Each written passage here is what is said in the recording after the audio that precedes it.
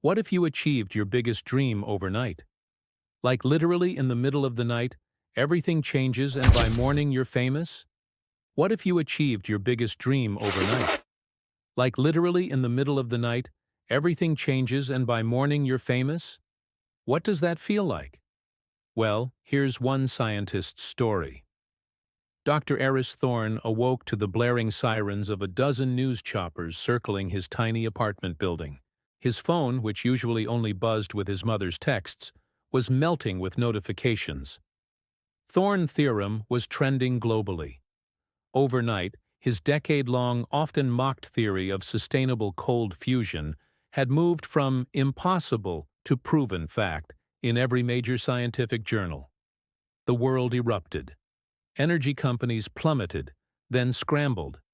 Environmentalists wept openly on live television. Within hours, heads of state were demanding meetings and memes of Thorne's stunned face were plastered across every screen. The price of clean water and fresh air suddenly felt infinite. But as Aris was whisked away to a whirlwind of congratulations and interviews, he couldn't help but feel a growing sense of unease. He'd dreamed of this moment for so long, but not like this. Not the crushing weight of a planet's energy infrastructure, its geopolitics and billions of expectations pressing down on him.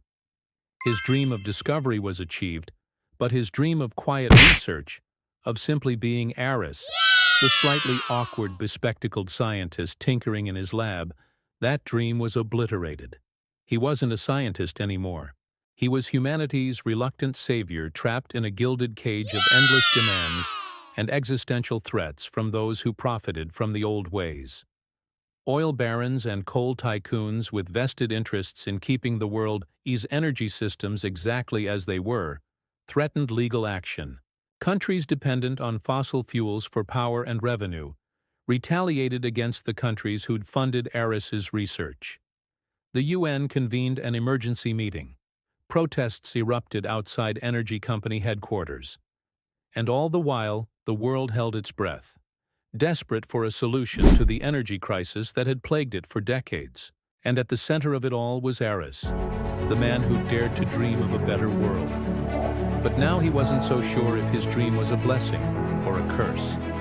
The world was watching, waiting for him to save them. But in that moment, all he really wanted to do was disappear. So what's the moral of this story? Is achieving your wildest dream truly a blessing? Or does it simply trade one set of challenges for 1,000 more complex ones? Let me know in the comments. And hey, don't forget to share this with someone who could use a reality check. You know who you are. You're amazing. Thanks for watching. See you next time.